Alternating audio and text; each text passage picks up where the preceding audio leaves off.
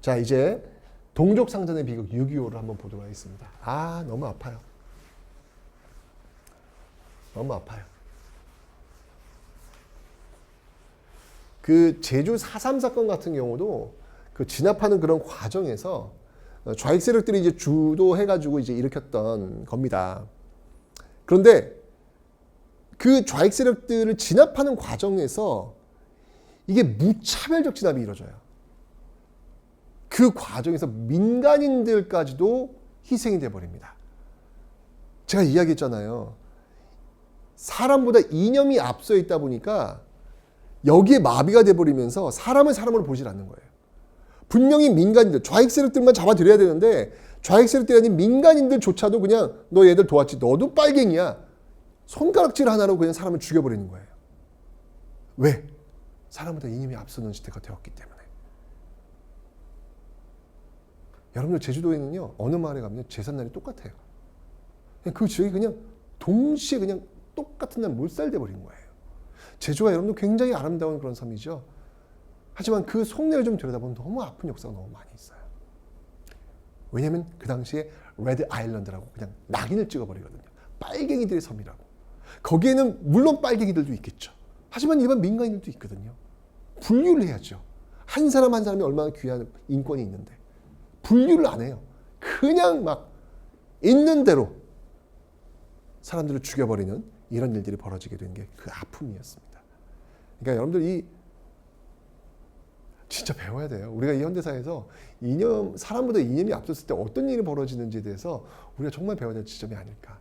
이제 그 제주 4.3 사건의 민간인들에 대한 학살이 더 증폭된 게 이제 전쟁이에요. 더 큰 비극이 나오는 거예요. 북한의 남침을 통해 가지고 이제 나오는 건데, 자, 조선민주주의인민공화국이 만들어지고 소련과 중국이 지원을 합니다. 그리고 대한민국 정부는 이때 이제 미국 국무부 장관이 애치슨이었는데요. 그 애치슨이 이제 선언을 하나 해요. 뭐라고 하냐면, 극동방위선을 필리핀, 일본, 필리핀과 일본을 잇는 극동방위선을 그어버립니다. 한반도가 빠졌어요. 미국의 극동방위선에서. 이러니까 북한으로서는 뭐야? 미국이 한반도를 포기했나 보다 라고 오판할 수 있겠지. 김일성은 그렇게 생각했던 거예요. 기운이 있다 라고 해가지고 침략을 하게 되는 겁니다. 여러분, 전쟁은요, 어떤 경우도 합리화될 수 없어요. 김일성이라고 하는 인물이 6.25 전쟁을 일으켰던 장본인이기 때문에 역사에서 그 평가는요, 좋을 수가 없어요. 전쟁을 통해서 뭐 민족을 해방하겠다. 사람이 얼마나 죽어나가는데 말도 안 되는 거예요. 전쟁을 통해서 그런 방식을 통해 가지고 해방된다는 게 말이 됩니까? 어쨌건 김일성의 그 남침에 의해 가지고 지금 밀고 내려오게 되는 건데, 이 낙동강 방어선 여기까지 밀고 내려오죠. 엄청났습니다. 근데 이 낙동강 방어선에서 치열한 공방이 펼쳐질 때 이 북한, 이게 사실 이게 6.25 전쟁 미스테리가 하나 있어요. 뭐냐면 북한이 6월 28일 날 서울을 점령해버려요. 그런데 거기서 3일 동안 머물러요. 나중에 낙동강을 이게 차지 못했을 때 김일성이 서울에서 3일 머물렀던 것, 이거를 가장 통탄합니다. 그러니까 서울에 3일 머물 때 저희 스탈린 난리 났어요. 동지들 왜 멈추고 있느냐, 빨리 전격전에 의해서 탱크 앞세워가지고 빨리 내려가서 한 달 안에 끝내야 되는데 왜 멈추고 있느냐, 난리가 났었어요. 근데 이유가 있어요. 서울에서 멈춘 이유가. 그게 뭐였냐면, 이 지금 이게 한반도 이렇게 있으면 38도선이잖아요. 38도선을 지금 이제 북한 인민군이 밀고 내려와요. 내려오는데 이쪽 서울 쪽은 지금 작전대로 좀 밀고 빠르게 내려오고 있는 거예요. 그래서 이 서울을 지금 점령했단 말이야. 그 다음에 뭘 할 거냐면, 이쪽 라인, 저기 춘천 쪽, 춘천 쪽에 부대가 와가지고 이 수원 쪽을 점령해가지고 여기서 이 그 대한민국 그 국군들을, 주력 군대를 괴멸시킨다. 괴멸시키고 유유자적으로 밀고 내려가서 이 한반도를 적과 통일한다. 이게 목표였거든요. 그런데 여기 지금 이쪽 라인은 지금 해결이 됐어요. 이쪽이 지금 문제가 발생했어요. 여기 춘천 쪽 라인인데요. 여기 춘천 전투라고 하는 건데 이 춘천 전투에서 그 육사단이 준비를 하고 있었어요. 북한의 남침을 준비를 하고 있었어요. 대응을 할. 그래서 북한이 떼걸 밀고 내렸는데 여기서 박격포, 포 공격이 들어오는 거예요. 그래서 북한군이 심지어 38선 위부로 후퇴까지 했어요. 이게 이렇게 되면 안 되는 거거든. 빨리 내려와가지고 여기 지금 수원 쪽을 점령을 해야 되는데 이걸 못한 거라. 그래서 여기서 지금 주력 부대가 서울에서 머물고 있었던 거예요. 올 때까지.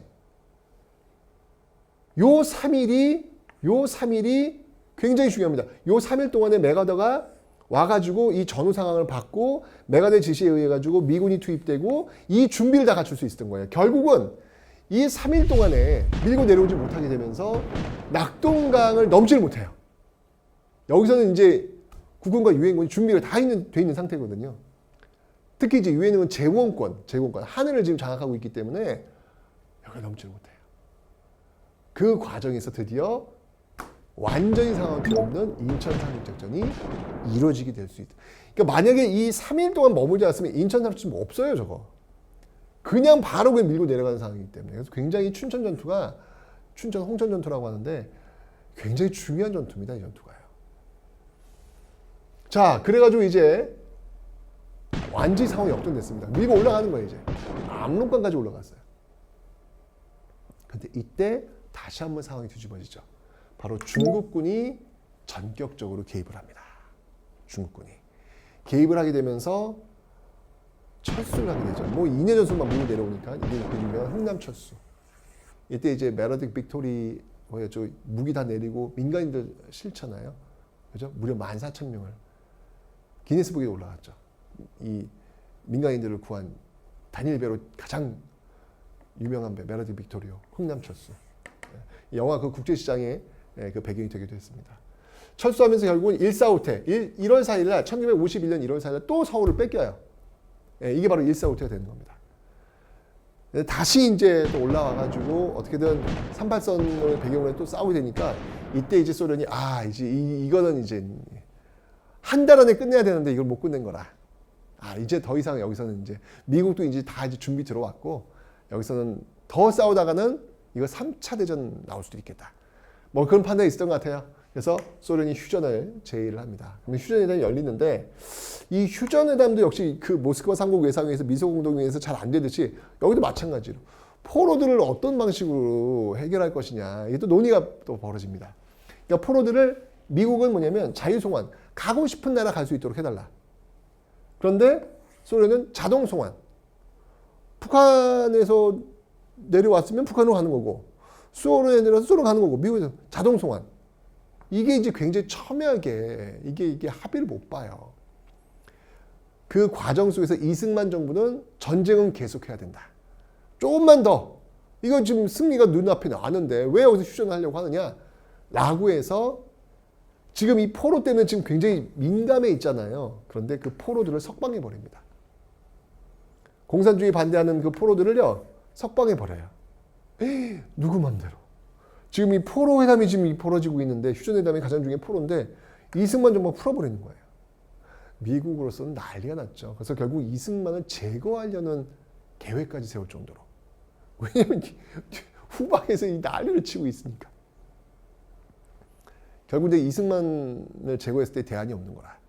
그래서 결국은 이승만 정부가 원하는 걸 들어주죠. 두 가지였습니다. 전쟁 끝나고 나서도 미군은 주둔하라.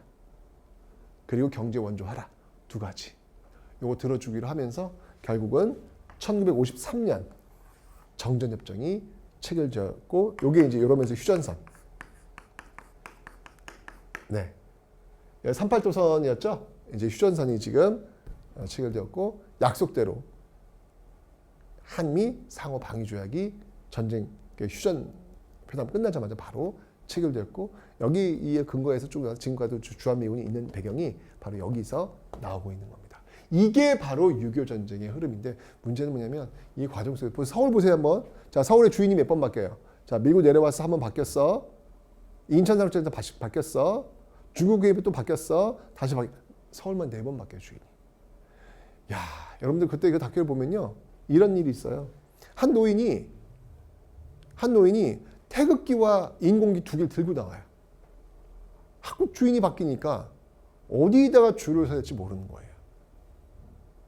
여러분들 선택해야 되는 순간이 여러분 눈앞에 펼쳐지고 있습니다. 근데 중요한 건 그 선택이 여러분 생존과 관련이 있어요. 여러분 그런 선택 해보신 적 없죠? 내가 어떤 선택을 하니 내가 죽을 수도 있고 살 수도 있어요. 그런 선택은 해본 적 없죠? 근데 6.25 전쟁 때 그런 선택을 해야 되는 너무나도 많은 사람들이 있었던 거예요. 전쟁은 여러분들 절대 이 땅에서 다시 한번 반복돼서는 안 됩니다. 너무 비극적인 거예요. 나의 가족이 죽을 수 있어요. 내가 사랑하는 사람이 내 옆에서 죽을 수 있어요. 그리고 그 선택, 그 생존과 관련된 선택 앞에서 벌벌벌 떨 수 있어요. 어떤 경우라도 전쟁은 합리화될 수 없다라는 거. 이념이 사람보다 앞섰을 때 우리는 이런 비극을 겪게 됩니다. 다시 한번 얘기하지만 나와 생각이 다른 사람들, 그 사람들에 대해서 미움과 증오로 증폭되면 안 되겠다는 이 현대사의 교훈을 우리가 잊지 않았으면 좋겠습니다.